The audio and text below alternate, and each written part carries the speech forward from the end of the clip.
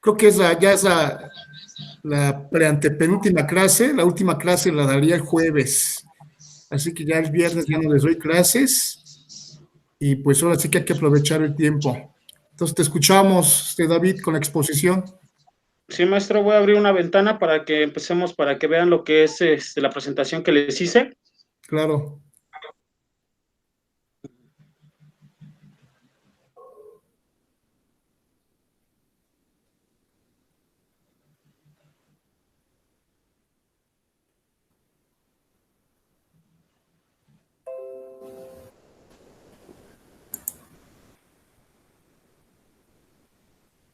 Creo que no me deja compartir mis documentos. Uf.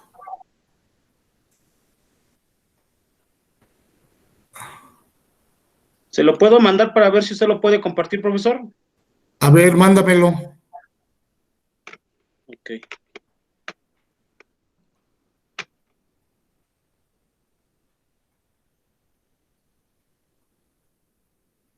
Y mándaselo al grupo también, ¿no?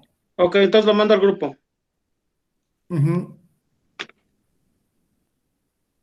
Pero mientras tanto, pues te escuchamos. Sí, bueno, mi tema trata sobre lo que es la maternidad subrogada, que en sí es un término muy, un término que no se debe de mencionar. El concepto correcto es la gestación subrogada. Cuando hablamos de lo que es la maternidad abarca todo, desde que es la concepción hasta que nace y se da todas las etapas de la maternidad, el cuidado, etcétera, ¿no? La gestación, ¿qué comprende? La gestación comprende desde lo que es la concepción hasta lo que es el nacimiento del bebé. Hasta ahí vamos, vamos bien. Ya me abrió la ventana. ¿Ya pueden ver la presentación, compañeros? Ya lo vemos.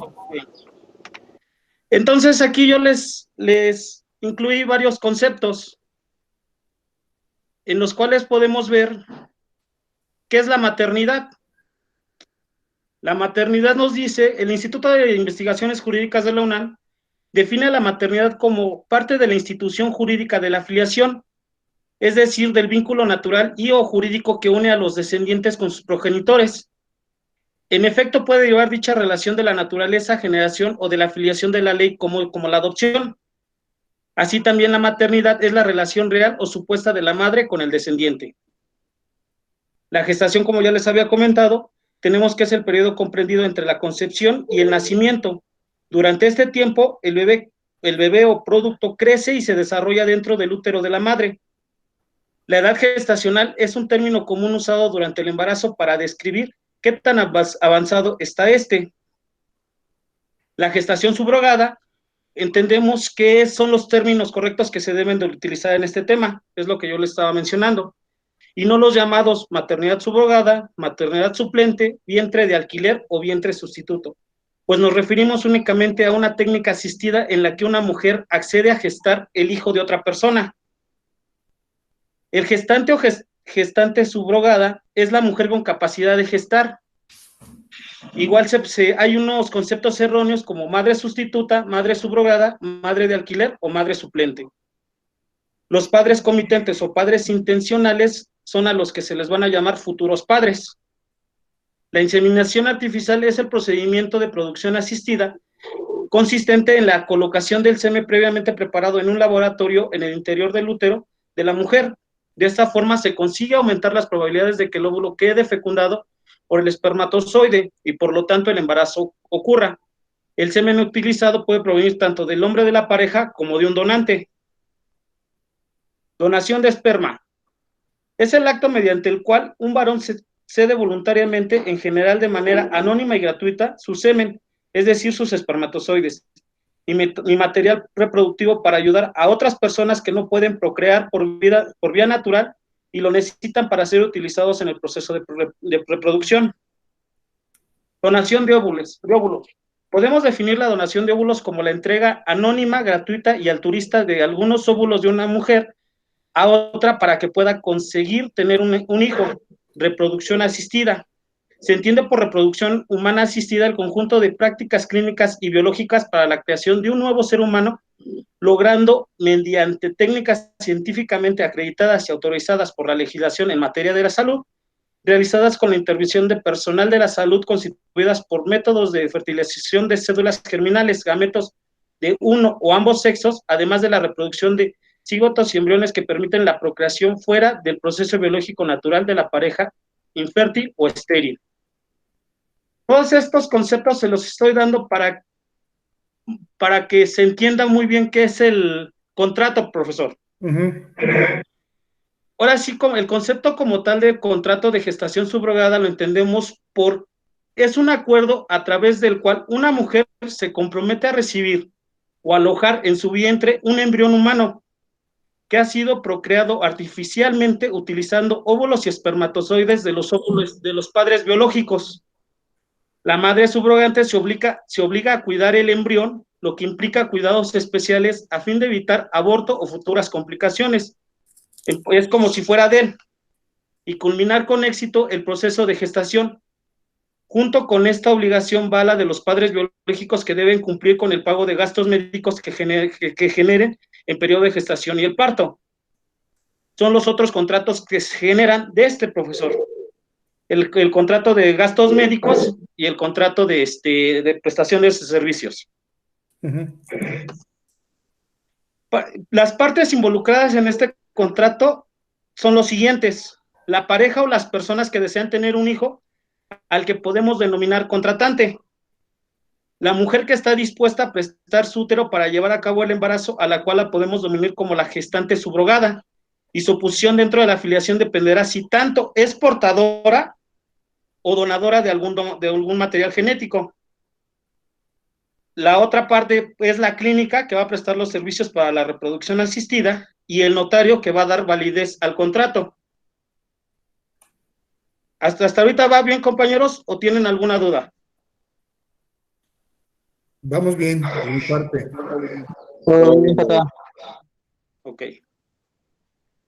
¿Cuál es el asunto? En el asunto del contrato de la gestación asistida o gestación subrogada, podemos decir que está impregnada por un medio de tecnología de reproducción asistida, transporta y entrega a un niño no relacionado genéticamente con ella, y cede la custodia del niño a los padres genéticos como padres legales y naturales del niño.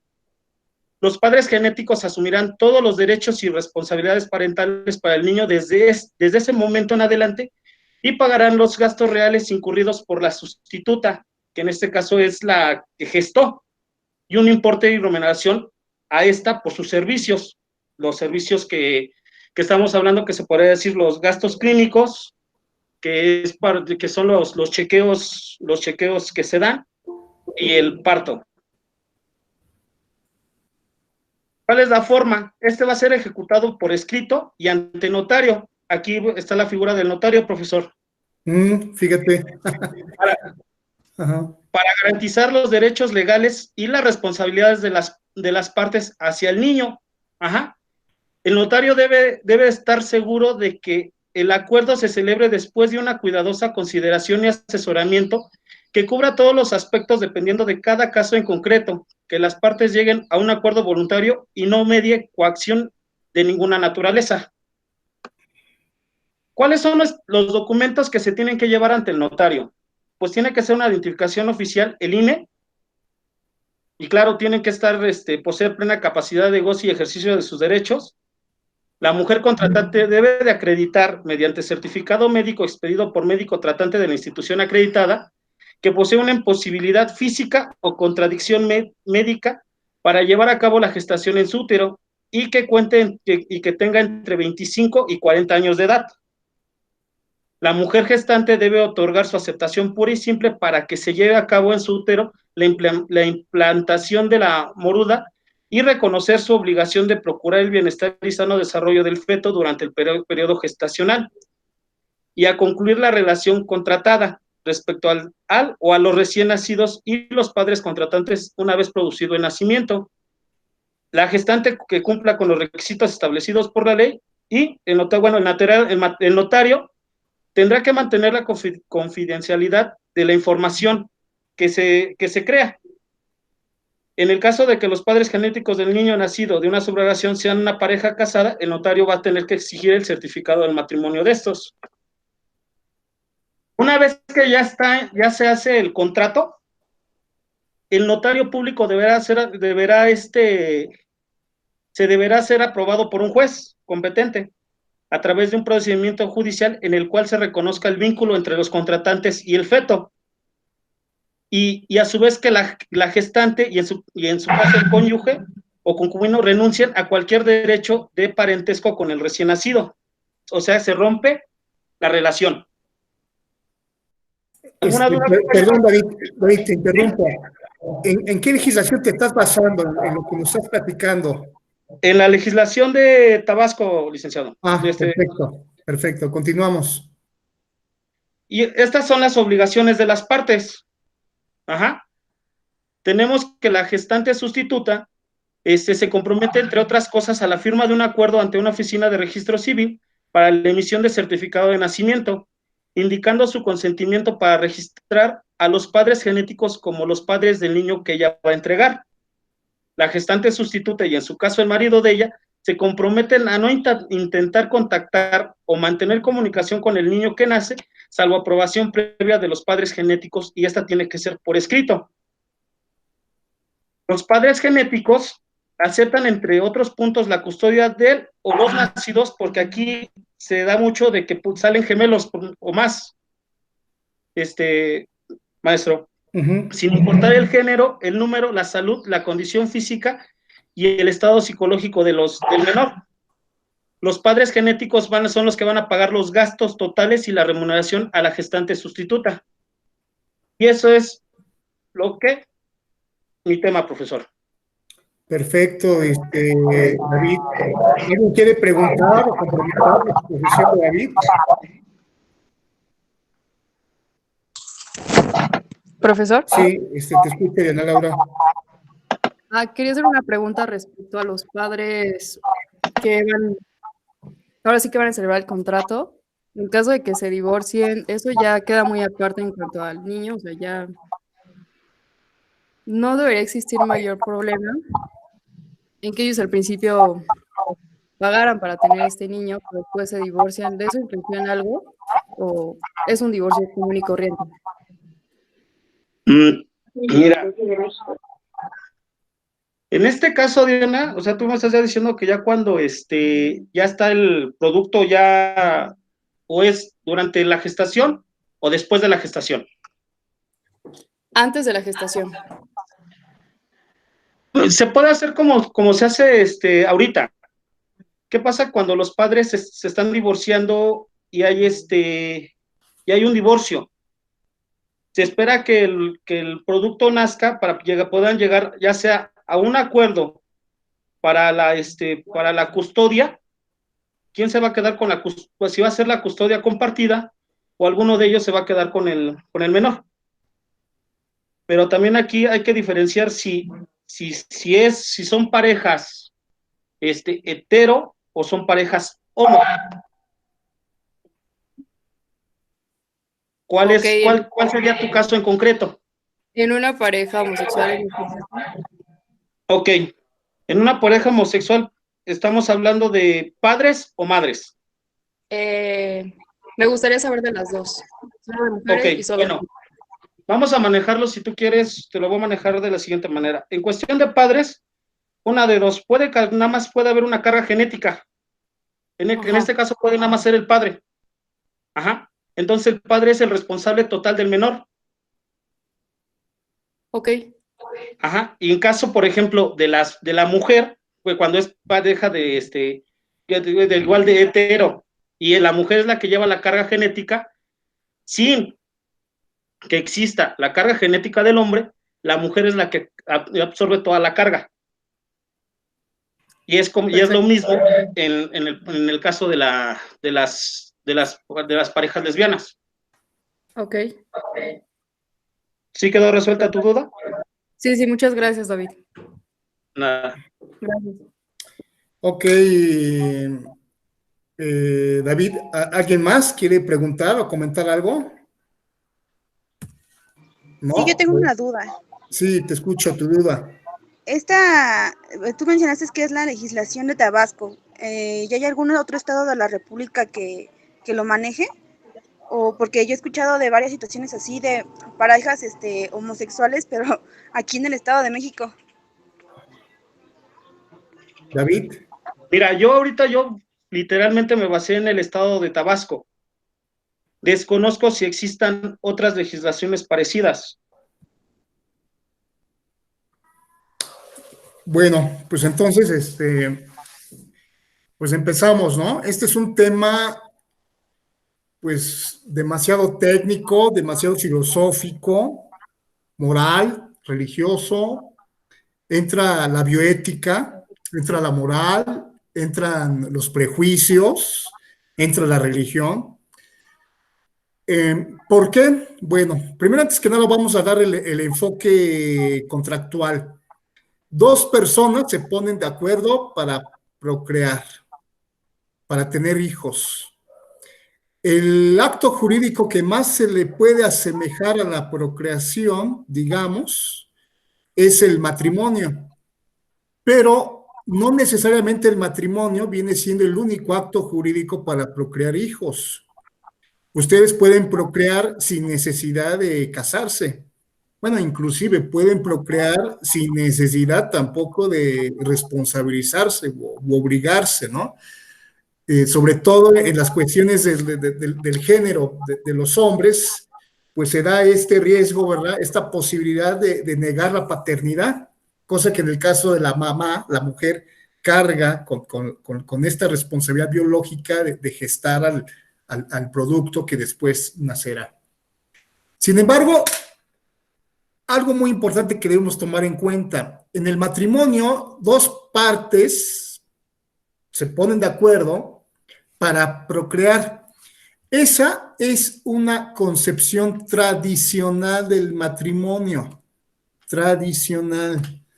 Ya lo borraron de la legislación civil, al menos de la Ciudad de México, y la tendencia es que se vaya borrando de todas las legislaciones de la República Mexicana, en la medida de que estas ideas liberales vayan, digamos, siendo aceptadas por algunas entidades federativas.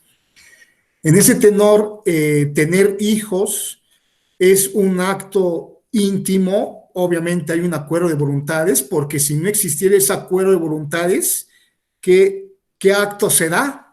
Será un delito. Cuando no hay consentimiento, por lo tanto, se incurre en el acto sexual, no hay consentimiento, estaríamos incurriendo ¿en qué? En violación. Durante muchos años, la Corte decía que no existía violación en el matrimonio, hasta que finalmente se fue aceptando la posibilidad de que existía violación en el matrimonio. Por lo tanto, un acto sexual implica consentimiento. La visión tradicional nos dice que todo acto sexual debe de estar enfocado única y necesariamente a la reproducción. Esa es una visión, insisto, muy espiritual, muy religiosa. Sin embargo, bueno, pues ahora sí que no necesariamente un acto sexual implica la cuestión de procrear. Varios pueden ejercer su sexualidad, encontrar un gozo, una satisfacción y sin necesidad de procrear, y para eso están las técnicas anticonceptivas que evitan precisamente la anticoncepción. Sin embargo, aquí hay otro tema muy, muy importante. Cuando se da el producto, la cédula concebida, ya vimos en la clase pasada lo que dice el artículo 22 del Código Civil. Se nos dice que esta persona, desde el momento de la concepción, se entiende como persona, tiene capacidad de goce.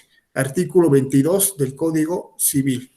Bueno, y de ahí la legislación, en el caso de la Ciudad de México, la ley de salud del Distrito Federal establece una figura que se llama ILE. ILE significa interrupción legal del embarazo y se da hasta 12 semanas. La visión, digamos, conservadora, por así llamarle, no en términos peyorativos, sino más que nada para identificar a los que están a favor y los que están en contra, esta visión conservadora dice que el ILE es más que nada el aborto. Y de ahí han desarrollado unas teorías jurídicas muy, muy interesantes, que nadie puede ser privado de su vida, si no es mediante un juicio seguido ante tribunales previamente establecidos, que el acto de interrumpir el embarazo implica una privación de la vida a una persona que así lo reconoce como tal el Código Civil.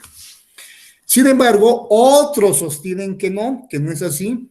Recientemente la Corte Constitucional de Colombia tuvo un asunto donde casi decían a la Corte Constitucional de Colombia, pronúnciate si la cosa esa que está en gestación va a ser o no va a ser persona, o eso no es persona, dinos qué es. Y la Corte de Colombia, en una maroma jurídica, casi dice que eso le corresponde decidirlo los biólogos, no los juristas, y que por lo tanto no entró a ese debate. De hecho, en el Estado mexicano, también la Corte, cuando quieren que se pronuncie respecto al caso, la Corte mexicana se va por la tangente y siempre se va a investigar si la autoridad que emitió la ley es competente o no para resolver sobre esos asuntos. Y finalmente dice si es competente, pero tampoco entra al fondo. ¿Cuál es el fondo? ¿Esa célula es o no es una vida humana? Ese es el tema de fondo. Y más que un tema jurídico, es un tema de la bioética. Hace años yo recuerdo un ilustre médico que tenía una teoría muy, muy buena, inclusive hasta comparecía ahí directamente a los tribunales, a los juzgados, y se aventaba toda una teoría diciendo que si eran personas y daba argumentos científicos. Pero otros dicen que no, que nada más es un montonal de células y por lo tanto pues no pasa nada. Bueno, se los dejo. Por eso decía al principio de la clase, aquí entra lo moral, lo religioso, lo espiritual, lo ético, ya corresponde a sus convicciones y a sus creencias responder esta cuestión. Sin embargo, cuando hablamos de técnicas de reproducción asistida, estamos hablando aquí de que el modo tradicional, que es la unión íntima sexual de un hombre y mujer, no puede dar como resultado la procreación de una vida humana. Y no puede dar porque existen problemas de salud. Las parejas, o una de las parejas, es estéril y por lo tanto no puede procrear, no puede proconcebir. Y entonces, aquí entra la cuestión jurídica. El artículo 4 de la Constitución Política de los Estados Unidos Mexicanos señala que toda persona tiene el derecho a decidir sobre el número y espaciamiento de sus hijos. Y entonces esto significa que procrear desde el punto de vista constitucional es un derecho humano. Todavía voy más allá. La Convención Americana de Derechos Humanos nos dice que toda persona tiene derecho a fundar una familia. Y entonces, en los últimos 20 años, y eso lo verán ustedes cuando cursen Derecho Familiar, verán toda una revuelta jurídica, política, social, donde se habla de la posibilidad de familias tradicionales, que es la que conocemos, familia nuclear, papá, mamá, hijos, o familia tradicional, frente a las familias homoparentales, es decir, de un solo papá o mamá, hijo, es decir, falta la otra pareja, pero también las familias donde participan personas del mismo género. De ahí que muchos hablaron después del matrimonio igualitario, por no llamarle matrimonio homoparental. Es decir, dirían algunos, el matrimonio entre hombre-hombre o matrimonio entre mujer y mujer.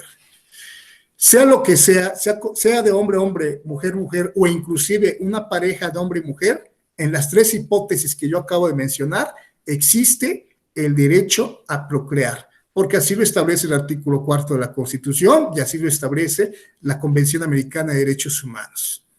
El derecho a procrear, por lo tanto, tiene también una cuestión de salud, que eso lo resolvió también la Corte Constitucional de Colombia. El derecho a procrear tampoco puede ser una cuestión caprichosa. No es que uno diga, yo quiero tener hijos. Sí, y si no puedes, si tus aptitudes, tu cuerpo biológicamente no te permite procrear por una cuestión de salud, entonces tú el primer derecho que debes de tener es el derecho a la salud y ya después en consecuencia el derecho a procrear, pero para que puedas procrear el Estado necesita atenderte. Sin embargo, aquí está el meollo del asunto. Es muy caro. Las técnicas de reproducción asistida son bastante caras. Imagínense para estados tan subdesarrollados como el nuestro, que no hay ni para tapabocas, ni para curitas, ni para pastillitas. Entonces, imagínense cómo van a llevar a cabo el Estado mexicano va a garantizar el derecho de toda persona a procrear mediante técnicas de reproducción asistida. Ahora sí que dirían algunos, hay otras prioridades, hay otras necesidades. Y se oye muy feo eso, porque si una característica tienen los derechos humanos es que son derechos indivisibles, no hay derechos que sean más que otros. Tanto vale el derecho a procrear como vale el derecho a la salud, como vale el derecho a casarse. Entonces no hay derechos que pueda el Estado excluir diciendo que valga menos. Lamentablemente los estados pues están limitados a la cuestión presupuestaria y como ya dije, si no tienen para curitas o no tienen para vendas o no tienen para tapabocas, pues entonces imagínense, hablar de técnicas de reproducción asistida, pues tendríamos que tener otro tipo de país para poder garantizar ese tipo de derechos. Sin embargo, la ciencia ha permitido que las personas puedan procrear sin necesidad del acto sexual. Es decir, sin ese encontronazo íntimo, secreto de hombre-mujer, resulta que dos personas, hombre-hombre, mujer-mujer o hombre-mujer, puedan procrear. ¿Y cómo van a procrear? Pues sí, la ciencia lo permite. Eso es precisamente el tema de hoy, las técnicas de reproducción asistida, que son muchas. El compañero David nada más habló de la gestación subrogada, pero también existe la clonación, existe la inseminación artificial en sentido estricto y la fecundación in vitro. Y entonces estamos hablando de técnicas donde cada cuerpo humano, hombre o mujer, tiene sustancias reproductivas, se llaman gametos. En el caso del hombre son los espermas, en el caso de la mujer son los óvulos. Sacamos un esperma, sacamos un óvulo, lo metemos a un cubreobjeto, lo revolvemos y entonces ya las células se juntan y se forma esa cosa. Esa cosa que no sé si es o no es persona, y tampoco voy a entrar a un rollo religioso, si es o no es alma, no sabemos qué sea, pero esa cosa, esa célula, la vamos a meter a un útero de una mujer, que puede ser la mamá que donó su material genético, pero también puede ser otra mujer. Y esa mujer es precisamente la que va a gestar y la que va a dar luz a una persona. Y entonces esto se pone súper interesante porque aquí converge el derecho civil familiar, converge la ciencia, convergen tantas cosas que bueno, que es posible hacer.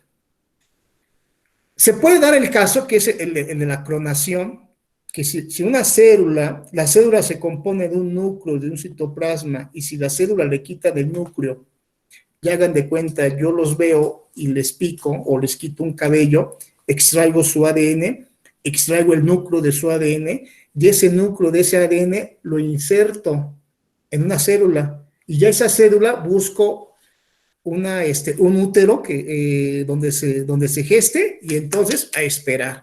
Eso se llama clonación. Y entonces ustedes pueden tener una persona clonada de ustedes. ¿Qué será? ¿Su gemelo? ¿Su hermano? ¿Su hijo? O sea, rompe el paradigma tradicional del derecho familiar. Obviamente la investigación científica lo puede hacer, lo ha hecho con animales y lo ha hecho también quizás de manera secreta o clandestina, lo ha hecho con seres humanos. Se puede hacer clones de orejas, de narices, ¿no? Se pueden hacer cada cosa. Bueno, yo hasta siempre quizás fantaseando, ¿verdad? Yo hasta me imagino un laboratorio de personas sin cabeza, respirando nada más, ahí sobre unos refrigeradores, ¿verdad? Ese es el poder de la ciencia, ese es el poder de manipular esto.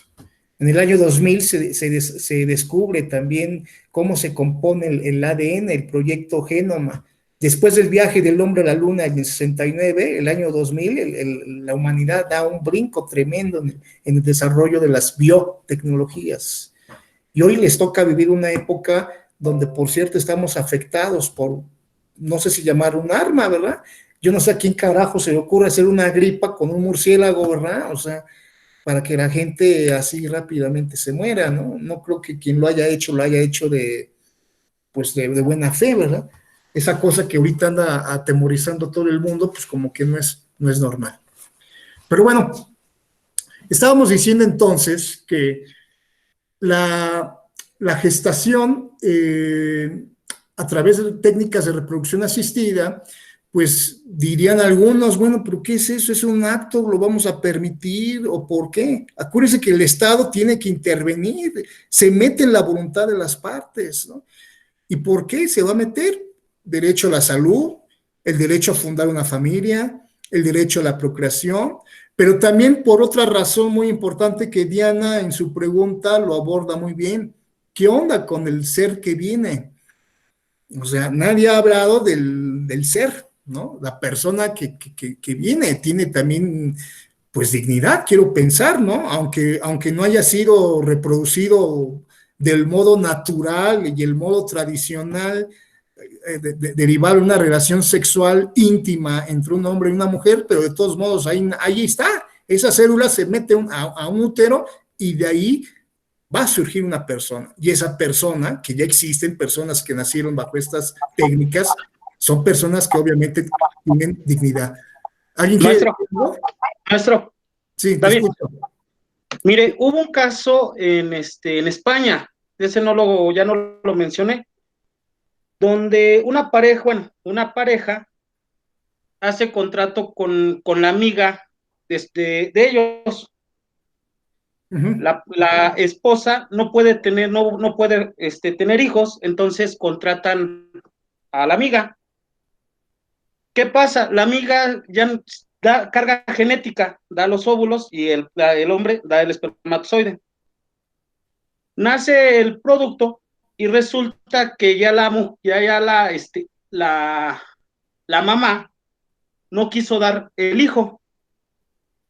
Se lleva a un juicio en donde la corte determina nada más darle un régimen de visitas al padre y la guardia se le entrega, a la guardia y custodia se le queda a la madre. Es algo relacionado a lo que usted estaba manejando. Entonces sí ya en varias partes ya no es una cosa, dependiendo también ¿cómo lo puedo explicar? Dependiendo si es deseado o no deseado, lo van a manejar al producto. Pues mira, aquí el producto está también protegido por la Constitución y por varias convenciones internacionales. Se llama interés superior del menor.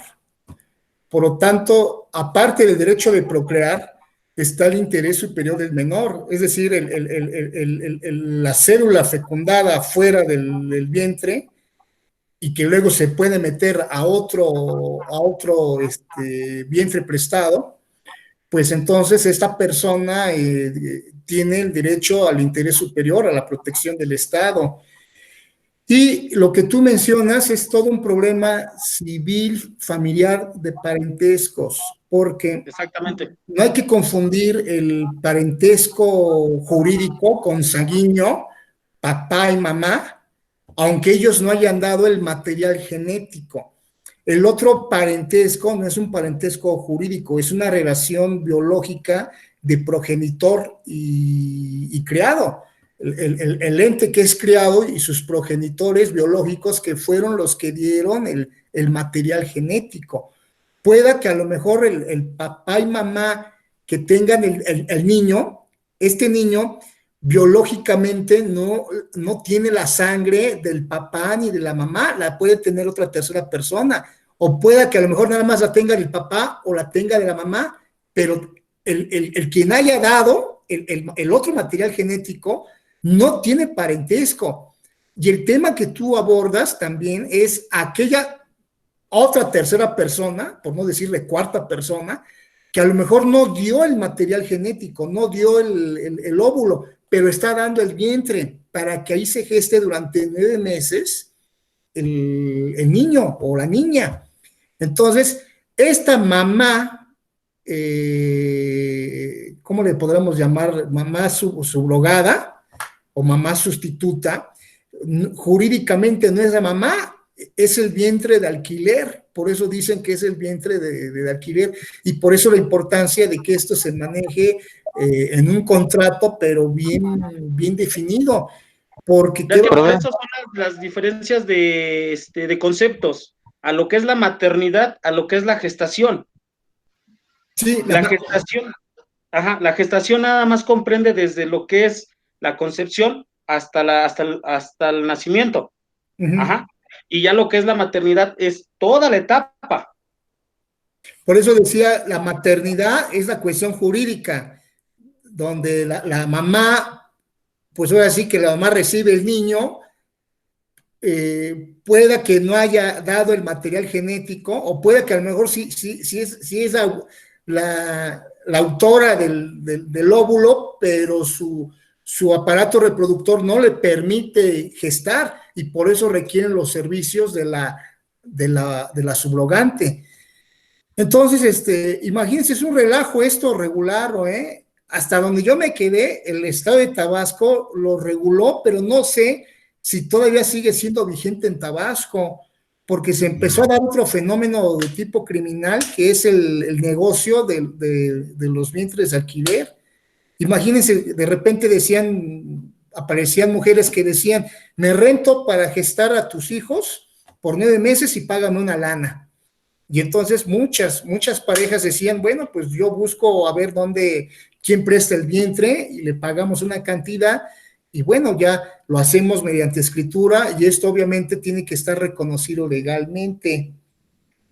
Pero insisto, es un tema un poquito medio escabroso, ¿no?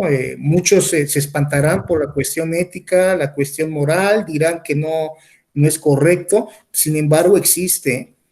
Ya hay sentencia, ya hay jurisprudencia de la Corte Interamericana de Derechos Humanos. Se dio un caso en Costa Rica, la Corte de Justicia de Costa Rica le niega a varias parejas, les niega el derecho a que la Caja de Seguridad Social del Estado de Costa Rica les pague el tratamiento de reproducción asistida. Y entonces estas parejitas acuden a la Comisión Interamericana, la Comisión Interamericana elabora una denuncia y la lleva a la Corte Interamericana, y la Corte Interamericana les da la razón a estas mamás y dice que sí, el Estado tiene la obligación de garantizar este derecho a la procreación. De ahí que países como Argentina, como Uruguay, como Colombia, pues como Costa Rica, se han aventado a legislar sobre la materia. En México no hay una ley digamos, una ley general, tendría que reformarse la Ley General de Salud para reconocer este método de reproducción asistida.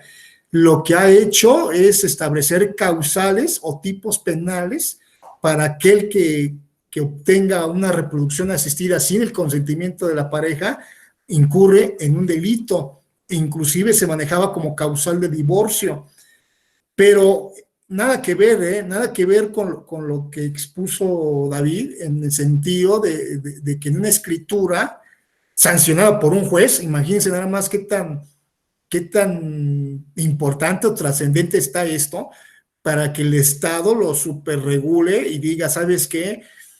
Pues pues si no puedes reproducir al modo natural, allí está la adopción, adóptalos. Pero si utilizas el método de reproducción asistida, tendrás que seguir todos estos requisitos. Ahora bien, habrá parejas que dirán, bueno, no podemos tener hijos, pero tampoco queremos adoptar. Queremos tener un hijo de nuestra sangre, no importa, ¿verdad? Y se buscan inclusive hasta un familiar cercano para que sea digamos, la estirpe, la dinastía pueda continuar, ¿no? El linaje de sangre, ¿verdad? Pero insisto, no se da en todos los casos, habrá casos donde no sucede así. Quien tenga para pagar uno de estos modos de reproducción asistida es una cuestión carísima, y bueno, quien tenga para pagarlo, pues seguramente se brincará todas las leyes, ¿no? Y quizás lo hará en otro país donde no se sancione, donde no se prohíba, pero en el caso mexicano, pues sí hay muchas restricciones. Bueno, ya que se abordó el tema de reproducción asistida, otro tema muy relacionado que también tiene que ver con la bioética es la llamada eutanasia. La eutanasia es la muerte consentida. Una persona desea suicidarse y para ello requiere ayuda para que, pues ahora sí que lo ayude a bien morir. Recientemente la Constitución Política de la Ciudad de México reconoció como un derecho humano la muerte digna. Así, todos tienen derecho a la muerte digna. Y esto generó una controversia constitucional de la PGR, la Comisión Nacional de Derechos Humanos, porque decían que la muerte digna es una figura que no existe, no le compete regularlo la legislatura local de la Ciudad de México y que en todo caso era materia de ser legislada por la Federación a través de la Ley General de Salud, además de que el Código Penal Federal sancionaba el homicidio consentido. Es decir, cuando una persona le dice a otra, mátame, y entonces va y lo mata, está incurriendo en un delito de homicidio. Atenuada la conducta, pero de todos modos es un delito de homicidio. Cuando se toca el tema de la eutanasia, lo que se busca es quitar la punibilidad y hacer que las personas puedan tomar esa decisión. Hay personas que lamentablemente en situaciones médicas, pues ya lo que desean es morirse, ya no tienen ganas de vivir porque están sufriendo con lo que resisten. Pero resulta que no hay autoridad que esté obligada a cumplir con la voluntad del paciente. Por eso se hablaba de la eutanasia, de que sea la misma regulada. El Distrito Federal reformó allá como por el año 2004, 2005, reguló el derecho a la voluntad anticipada.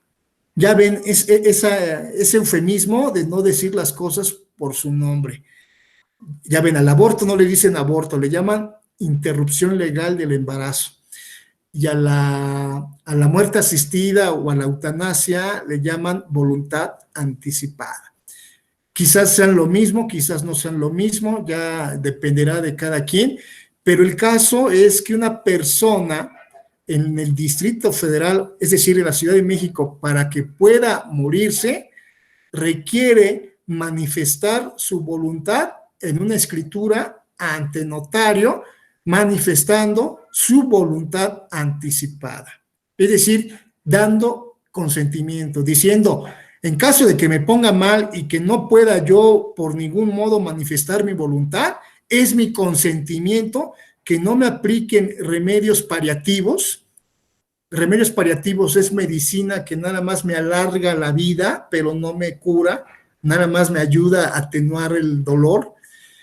Y entonces, en la voluntad anticipada, el declarante acepta y ordena que en caso de que no pueda él manifestar su consentimiento, le apliquen la muerte anticipada, ¿no? O la muerte digna, que insisto, es un derecho que está reconocido en la Constitución de la Ciudad de México. Ah, y que por cierto, dije que la PGR, la Comisión Nacional de Derechos Humanos, la impugnaron ante la Suprema Corte. ¿Y qué resolvió la Corte? La Corte dijo que no desea eutanasia, dice muerte digna, por lo tanto, pues no hay lugar. Así con esos argumentos así, maromas jurídicas, de repente la Corte Mexicana busca la tangente y no entra de lleno a los temas, ¿no? A los temas así peligrosones, ¿no? Así que ese es otro de los actos en los cuales participa el notario. Así que... Profesor, perdón. Sí, Eso únicamente aplica en la Ciudad de México, en el Estado de México, eso no, ¿verdad? No, que yo sepa, no, que yo sepa, el Estado de México, no sé si, no, el ILE, no, el Estado de México es bien mocho, es bien conservador, el Distrito Federal, acuérdense que es una ciudad muy liberal, se permite, hay una agenda LGBT, hay ILE, hay voluntaria anticipada, pero ustedes van a otros estados de la federación y no, nada que ver, nada, La Ciudad de México es otro rollo, muchachos, Gracias. Bueno, Beatriz, pues ya pues damos por terminada la clase. Avisos parroquiales, muchachos, ¿no? Ya terminamos el jueves, no va a haber clase el viernes. Nos queda martes, miércoles, jueves y viernes. Nos quedan 4 días. Ya les compartí los exámenes finales, ¿verdad? Por el WhatsApp. Pregunto. A nosotros de notarial, no. Bueno, no sé los de contratos. No, Bueno, todavía tampoco. No se ha compartido nada. ¿No se compartido? No. Notarial nada, profesor. Ay, ¿cómo que no, muchachos? En serio. ¿En serio? Sí, compartió no. el calendario. El único aviso que dio hoy fue pues el de la clase, pero los exámenes finales no los ha compartido. Ya.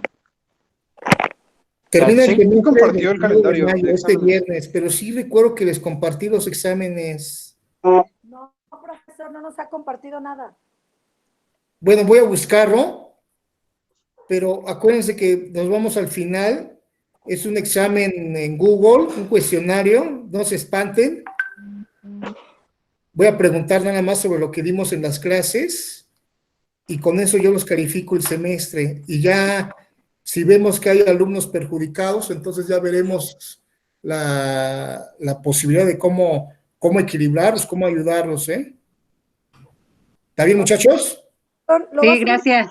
¿Lo va a subir un Classroom o ¿Y por el examen que día va a ser, profesor? ¿No ha dado fecha? En el día que le corresponde en el calendario de exámenes finales. La próxima semana, entonces. Yo les compartí la agenda, pero no la veo, muchachos. En el grupo de contratos la compartió un compañero, ya la volví a republicar. Y Por en favor, contratos ¿no? el examen es el 3 de junio. ¿El examen de quién? ¿De Contratos. contrato? Ajá. A ver, espérenme ahorita para desahogar eso.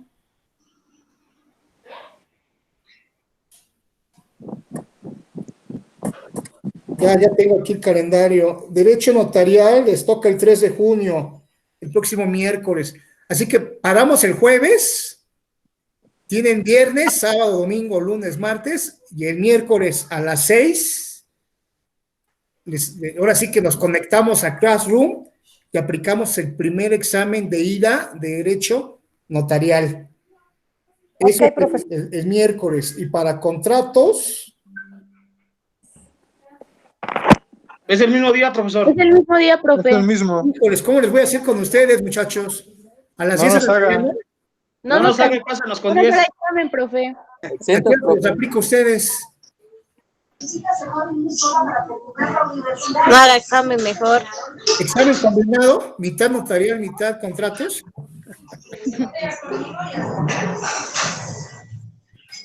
Pues también se los aplico en su aula de Classroom, también los de contratos, el mismo miércoles.